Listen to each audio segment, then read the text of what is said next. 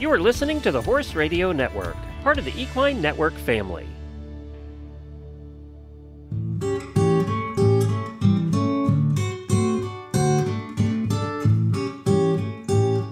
Welcome to this episode of Disease Du Jour on the topic of back and neck pain management in horses with Dr. Kent Allen. He's the owner of Virginia Equine Imaging in Middleburg, Virginia, and a founder of the International Society of Equine Locomotor Pathology, or what we all know as ICELP. I'm your host, Kim Brown, editor of Equimanagement. The Disease Du Jour podcast is brought to you in 2023 by Merck Animal Health. Allen received his DVM from the University of Missouri in 1979, and he's been practicing equine medicine ever since. Allen opened Virginia Equine Imaging in 1996 after selling the practice he formerly owned in Arizona. Virginia Equine Imaging became the first privately owned and operated equine diagnostic imaging specialty clinic in the world. Thank you, Dr. Allen, for joining us today on Disease Du Jour to talk about back and neck pain management in horses. Thanks, Kim. Appreciate it. And it's a topic that is near and dear to my heart because back when I graduated from school, way back in 1979, and my father was a professor at University of Missouri before me, and what they would talk about for back pain is they say, oh, that's asymmetry of the gait behind. All you need to do is give them a little bute, rest them, and then inject their hocks. And that was treatment for backs. And so, it kind of always struck me as weird. And as I went on, I found out, gosh, that doesn't work very well. And then as we got to do things like X-ray and nuclear medicine, we go, well, wow, there's a lot of bony pathology in the back. And then, along the way, I'd have people tell me, well, it's all saddle fit. Well, really, because I got a client who has 5 saddles. Not one of them is relieving the pain on her horse's back, but she's got a lot of expensive leather. So, there are so many myths, and just use Robaxin. That'll fix them all. Well, gosh, I've hurt my back several times. Robaxin didn't even fix me. It sure didn't fix most of the horses I gave it to. So, and the nonsteroidals weren't all that effective. And then what I learned is if you rest them, the part of the problem is they're losing musculature in the back. And so if you rest them, they just lose more. So it'd be like if you hurt your back and the doctor said, hey, Kim, just go lay on the couch for a month, eat a bunch of Twinkies, catch up on all your Netflix streaming, and don't do anything. And of course, they don't do that. They say, oh, well, gosh, we're going to send you to physical therapy and we're going to get your back strong. And what I learned as time went on is the principle that guides this pain management that we're going to talk about here is you have to stop the spasm and the pain. Okay. Then once you've done that, everything works. Okay, rehabilitation works. Almost any kind of rehabilitation, even just riding the horse, back doing the job that it used to do, works well. But if you can't stop the pain and the spasm, none of it works. Your rehab doesn't work. Your alternative therapies don't work. Nothing works. So you have to stop the pain. And so a lot of what we talk about with backs and necks, same as in people, is pain management. And we're going to talk about how we do it because it's different than it is in people. Because we're not going to give horses long-term potent opioids. We're not going to do major surgeries in their necks and backs largely. Those things are just not available to us. So, one, what can we do? And a saying that I've had some fun with over the years is one that's been attributed to me, which is that absent a diagnosis, medicine is poison, surgery is trauma, alternative therapy is witchcraft, and rehab is a waste of time. So you've got to get the diagnosis. And that's always been one of the dilemmas with back and neck problems, is that they're hard to get the diagnosis. Yeah. It takes oftentimes, advanced imaging, bone scan, radiographs. And while you can look at, say, the top of the dorsal spinous processes, the kissing spines, with a portable X-ray, you can't look at the articular processes down deeper on a normal-sized horse. It's just not possible. There's not enough X-ray generation to do it. So you need these big overhead machines to do that. Or you can look at them with ultrasound, and that is possible. Now, it takes a relatively sophisticated ultrasound, and it takes some experience at doing it and learning how to do it correctly. And then once you've learned that, that's the diagnosis. You have to learn how to do the guided injection into that area. We haven't even talked about what we want to inject yet. We're just trying to diagnose something. So, what practitioners, I think, need to grasp is, if the horse has had back pain going on for a while, and if it's, not getting better with just kind of, whatever you want to use for low-grade medicine treatment, you probably ought to think about doing some diagnostics on this. And, there are people, largely in Europe, not in the United States, that do blocks on backs and necks. That's relatively dangerous. And, there have been numerous papers come out about how many complications come from doing that. And when the complications happen, they tend to be of a major sort. So best not to have that happen. So I don't block anything. I do a really good job at imaging it. And I pay attention to the history and try to, this has been going on for a while. I look at the horse, there's muscle loss. This is not new. And they say, oh, well, gosh, he's only a 6-year-old. He can't have back problems already. That's for like old horses, right? But, an unpublished study that we did at our practice, we looked at 325 horses that presented for back pain. And there was a whole bunch of data we did on that. And there were actually so many variables. It just showed that you could treat backs medically and have success.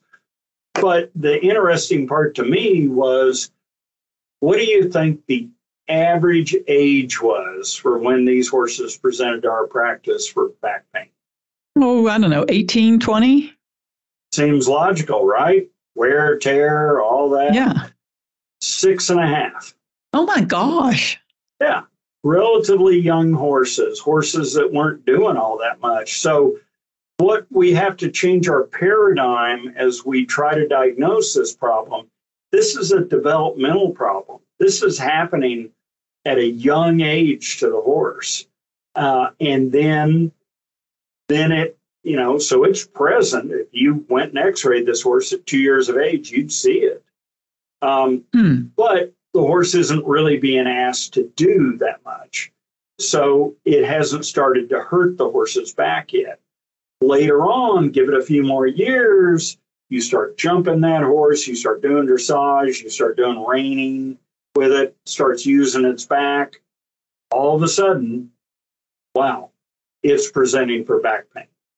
And how How significant that back pain is depends upon a lot of things. The breed, the discipline. Is it a mare? Is it a gelding? The chestnut mare syndrome is real. It's not just a figment of urban legend. The young mare that all of a sudden her back hurts and she's can't figure out why, but it's every time you get on her, she's also going to figure out a default approach to the problem, which is encourage you to dismount, and sometimes in an involuntary manner. Back pain is a complex diagnostic thing. The more you can do of an imaging standpoint, on kissing spines for the deeper structures, you need either big X-ray machines, or you need nuclear medicine scans, or you need to learn how to operate a sophisticated ultrasound and look at these structures and differentiate them. So that's the diagnosis part. Now, okay, you've diagnosed it. Okay, we've X-rayed it. It's kissing spines. It's articular process, osteoarthritis. Okay, what are you going to do about it? Well, spoiler alert, what we talked about is that giving them a lot of Robaxin, a lot of non-steroidals are not going to do much. Okay, buying them a new saddle is probably not going to do much. It may be part of the issue, but if there are major bony orthopedic problems going on, saddle, low-grade medicine isn't going to do it. What will do something? Okay, what makes a change? And my slide presentations, I've got 4 things I list as major game changers that we can do for back pain. And then the next slide is what I call the secondary, and it's got about 20 things. Now, none of them last for very long. They all work, but they all work for very short periods of time. The first group are the ones that last for a period of time. Probably number 1 on that is shockwave. And shockwave therapy, there are papers now published on it. It's no longer just my opinion. And so it works. It works best in the mild to moderate cases, not the severe ones where they're already bucking their rider off or they're having severe pain. Okay, so, but that is definitely something you can do. They're widely available. It's easy to do. Light sedation, you shockwave the horse. And I'll tell clients, they'll come in and they'll go, gosh, do I need to go get x-rays and everything? And I said, this is the first time you've seen the horse. It's kind of mild to moderate back pain. Horse, 6-year-old horse. You know what? If I can manage this easily with shockwave, I don't need to know what your horse's problem is. I don't need all the diagnostics. I'm going to save you some money. If, however, that isn't the ticket, and you come back here, be prepared that we're going to get into this case. And we're going to, in our case, we've got one of the big x-ray machines, so we're going to radiograph it. So those are the ways that you approach this and look at it. Today's Disease Du Jour podcast is brought to you by Banamine, flunixin meglumine injection from Merck Animal Health. The pioneer NSAID for horses in the U.S., Banamine goes to work quickly to alleviate pain and inflammation from musculoskeletal disorders and visceral pain from colic to horses in your care. Don't get caught on call without Banamine. Find out more at mercanimalhealthusa.com. Do not use Banamine in horses intended for human consumption. The effect of Banamine paste on pregnancy has not been determined. See product label for complete safety information.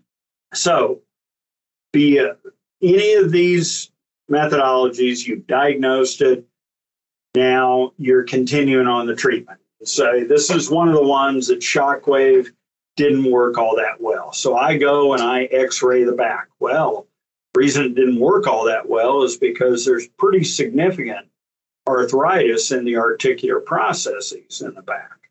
And the kissing spine lesions tend to be from about the base of the withers, T12, back to about T18. Okay? The arthritis of the articular processes tends to be about T16 through T18 and then about back to L4.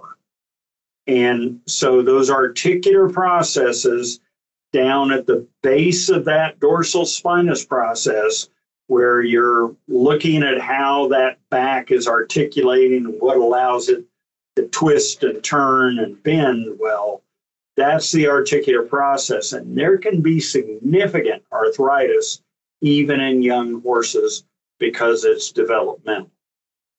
So we've diagnosed that now. So what are our options? Okay. And I've been focused a bit on back here. And part of our topic is neck as well. So let's just talk about neck for a second. And neck can be another challenging area to diagnose because the owners come in and they're complaining and it's not real obvious what's going on.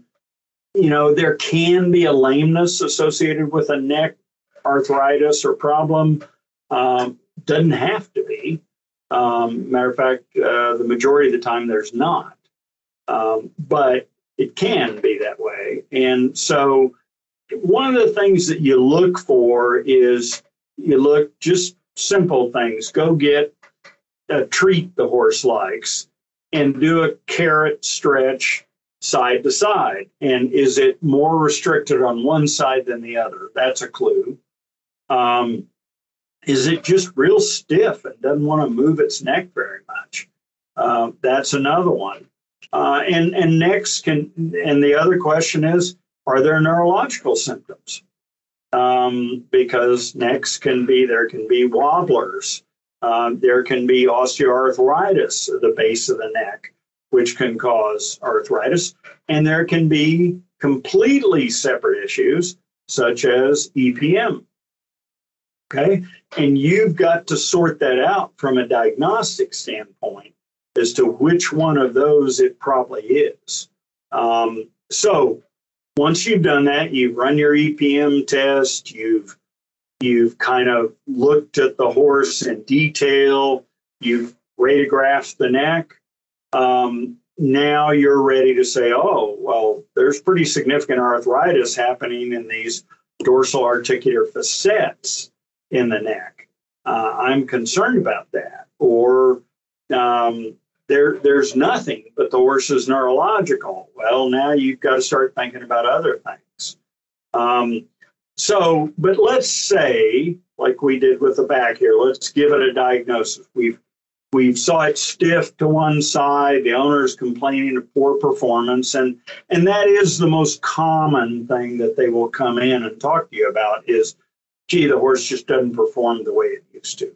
So, all right, poor performance is our problem. It's stiff to one side of the neck. It seems limited that way. We've x-rayed the neck. There is without a doubt arthritis there.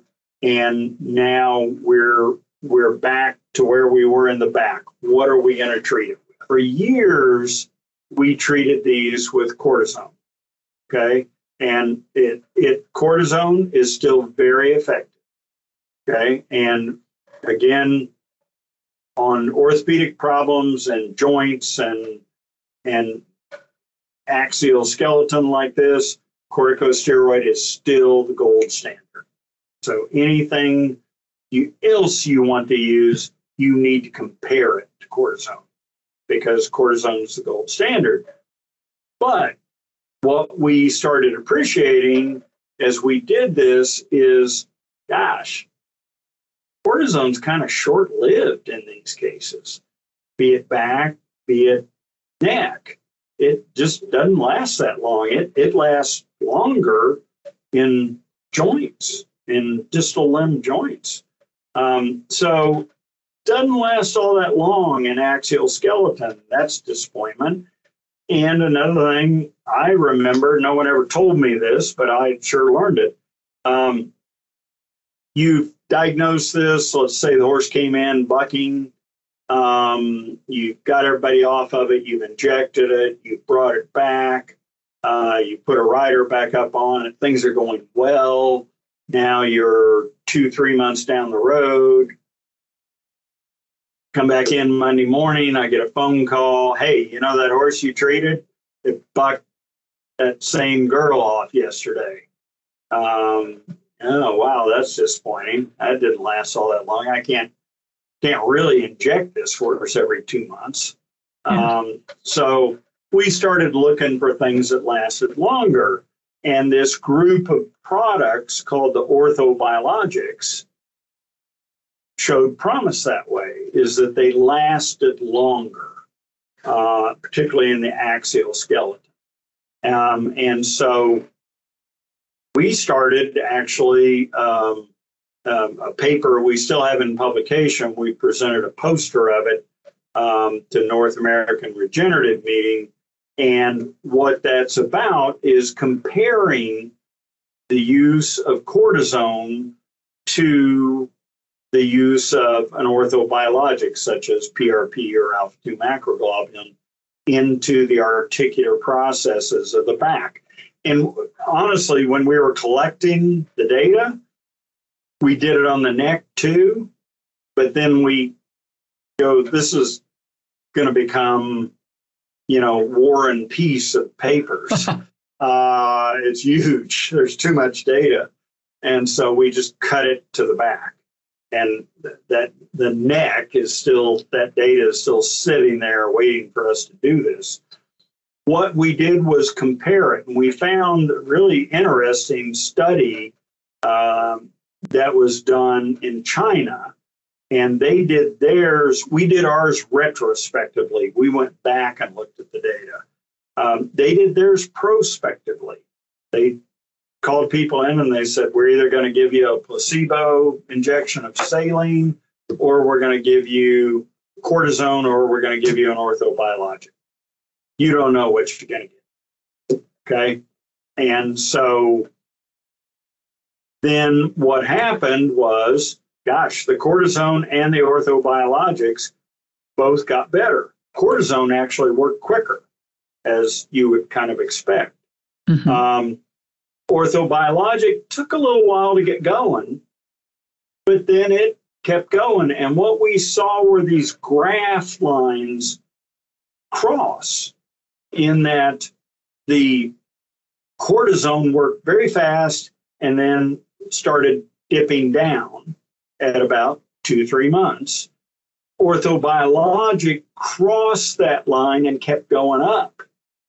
And so in the humans, they had run this study for about 6 to 9 months. And what they found was, gosh, the line on the orthobiologic is still going up, improving, while the cortisone is back down to baseline again. So we made that our hypothesis, and then we set about proving it. And we proved it. Wow. And so it's very interesting. I suspect it's going to be the same on the necks, that the orthobiologics work better. They're more expensive to use. They're more expensive to generate than taking a vial of cortisone out of my truck. Yeah. But they last much longer. In some cases, years. I mean, I have cases I've injected backs and axial skeletons, necks on. I've never done it again. Wow. So it's fairly impressive how long they can last. Now, like everything, it doesn't do that for every horse, but it does it for the majority of them, and lasts a long period of time. So we're in the midst of publishing that paper. but the poster basically proved our point. So it's back to what I talked about, which is make sure you break the pain spasm cycle. And that is a very effective way to break the pain spasm cycle. Now, like I say, shockwave and, say, kissing spines, that probably works as well as anything. And then for those 1 or 2 or 3 really bad kissing spine cases we get a year that will not respond to shockwave and medicine therapy and us trying to inject them, those cases we'll send on to surgery.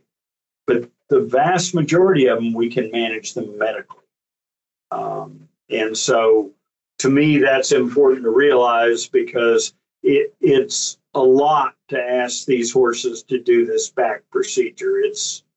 You're sawing a piece of their dorsal spinous process off, and it is not easy on them, and it takes them months to recover. In which case, again, the muscle atrophy is happening. So, if we can, we treat them medically. But if we can't, we know that surgery is an option. So we've now diagnosed our case. We have treated it. And back to, I told you I had that one slide that had the 4 longer lived things. And so what those were shockwave, injection into the articular processes, and also the facets of the neck, exactly the same. And then the third is a technique called mesotherapy. And mesotherapy is a technique where you inject sterile water with a little bit of cortisone and a little bit of local anesthetic. And there are nerves right under the skin. This only works in the axial skeleton, okay, neck or back. And you can inject that fluid right under the skin. The reason it's called mesotherapy, meso means middle. So the therapy is the middle part of the skin. And you see the bumps raise up as you do this therapy. It is interrupting that sensory nerve that's carrying that pain. So it doesn't care what the problem is. It's going after the nerves. These nerves will regrow in time, but this is another tool to make it work. And commonly we will use it in conjunction with shockwave. Shockwave, the way it's working is it's actually downregulating the nerve receptors in the arthritic bone from either kissing spines or articular process osteoarthritis.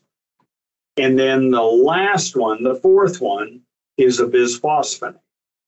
And so in the United States, you have 2 choices of bisphosphonate, either Tildren or Osphos.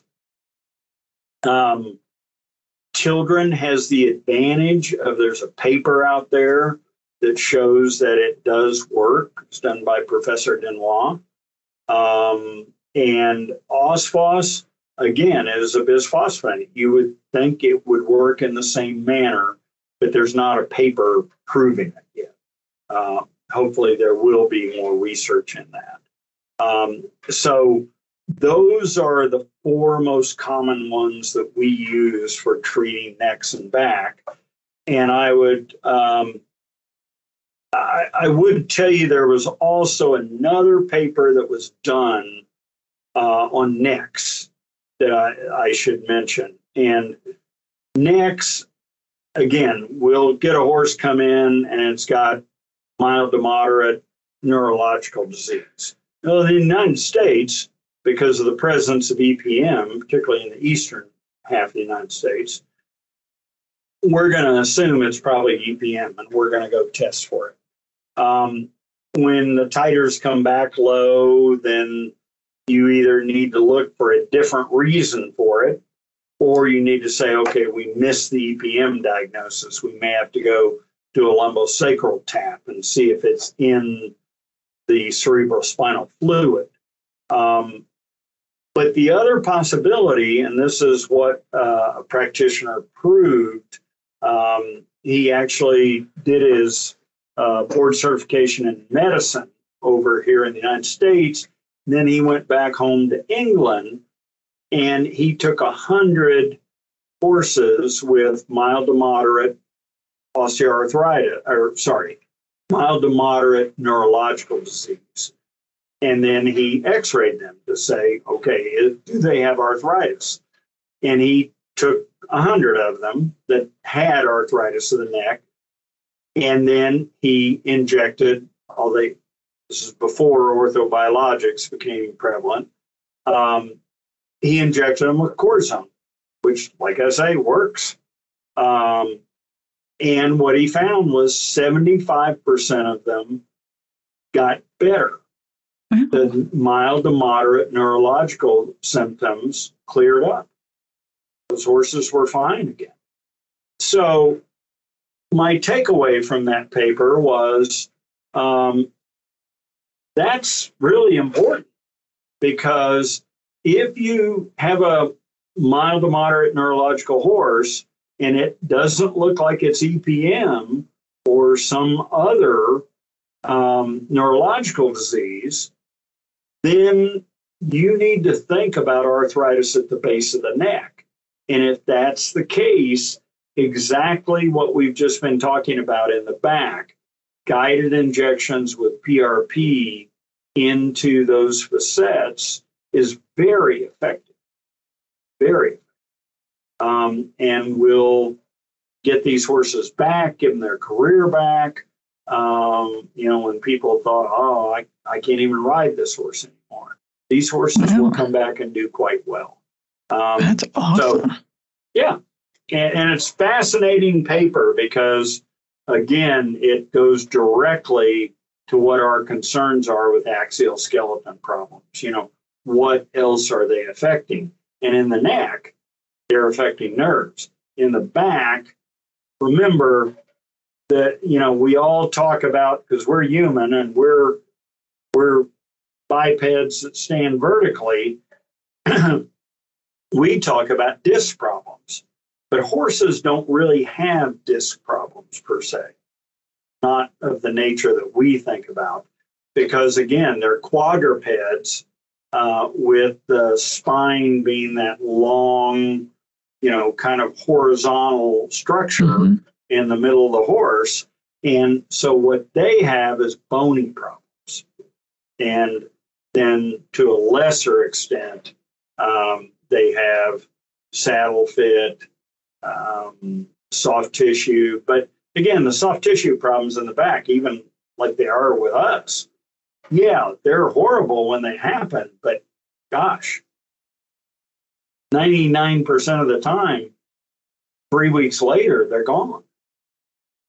So I think you can't hang your hat on soft tissue problems, nerve problems in the back. It's more bony in the neck.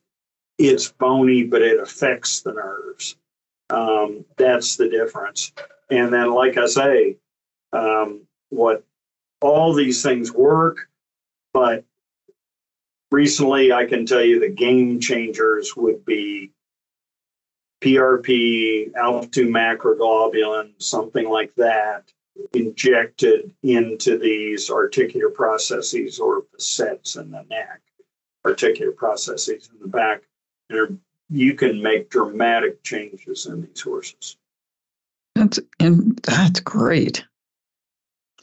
Okay, well, wow, that was a lot. I wish I could listen to a whole day of you teach on that one, because I've seen so many horses that have been given up on because of some of the issues you described. And it's like, well, today they might be able to get back and get back into it. So I would agree with you. I look back at cases I've had and my past as a practitioner and realize, wow, I wish I'd have known that I could have made the change, and I wish I'd have had these products to treat them with, because I think I could have changed their career. Yeah. And it's interesting. But now, veterinarians do have these tools, not only to diagnose, but to treat. So that's great. And anyway, thank you, Dr. Allen, for joining me on this episode of Disease Du Jour. I have learned a lot today, and I'm sure our listeners have too. And a special thanks to our 2023 sponsor, Merck Animal Health, for allowing us to have these conversations. And we invite our listeners to go back and listen to Disease Du Jour on your favorite podcast platform. And if you have any questions or suggestions, send an email to me at kbrown, that's the letter K, Brown, at equinenetwork.com. Disease Du Jour is part of the Horse Radio Network, the leading podcast network for horse lovers worldwide, and a division of Equine Network.